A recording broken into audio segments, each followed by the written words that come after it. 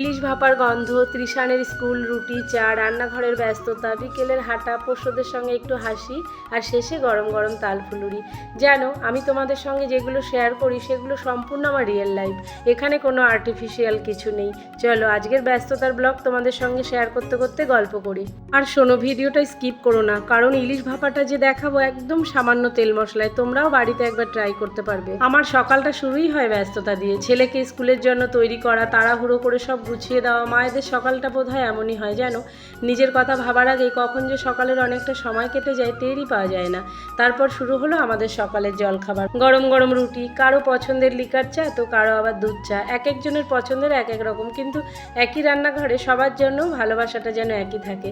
এরপর শুরু হলো দুপুরের রান্না। আজ রান্নাঘরে ছিল ইলিশ ভাপা, সঙ্গে আরও কত কি। রান্না করতে করতে মনে হয় একটা বাড়ির আসল গল্পগুলো বোধহয় এই রান্নাঘরেই লুকিয়ে থাকে জানো।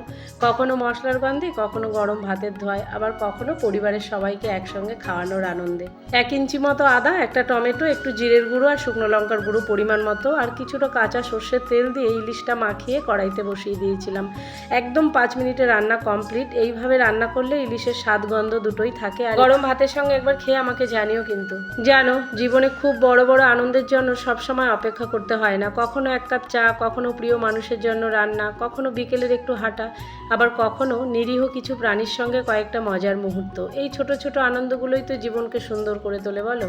সারাদিনের কাজ করতে করতে কখন যে বিকেল নেমে আসে আমি না বুঝতেই পারি না। তাই ভাবলাম একটু বাইরে হাঁটতে থাকি। রাস্তায় হাঁটতে হাঁটতে চারপাশটা দেখতে দেখতে মনটাও যেন একটু হালকা হয়ে গেল।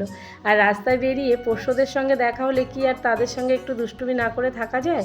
ওদের সঙ্গে কয়েকটা মুহূর্ত হাসি ঠাট্টা করতেই দিনের ক্লান্তিটা যেন কোথায় মিলিয়ে গেল। ওদের সঙ্গে খেলতে খেলতে মনে পড়ে গেল, এই রে আজকে তো একটু তালফুলুরি বানাতে হবে, আমার শাশুড়ি মা খাবে বলছিল। আর দিনের শেষে সন্ধ্যাটা না আরও মিষ্টি হয়ে উঠলো জানো, তালফুলুরি বানিয়ে। তালের সুন্দর গন্ধে পুরো বাড়িটাই যেন উৎসবের মতো লাগছিল। ক্লান্ত একটা দিনের শেষে নিজের হাতে কিছু বানিয়ে সবাইকে খাওয়ানোর আনন্দটাই আলাদা জানো। এইভাবে আমার একটা সাধারণ দিন কেটে গেল। জানো, জীবন আসলে এমনই, খুব সাধারণ কিছু মুহূর্তের মাঝেই লুকিয়ে থাকে অসাধারণ ভালো লাগা। আজকের গল্প শেষ, কিন্তু মনে রেখো আমাদের আড্ডার শেষ নেই।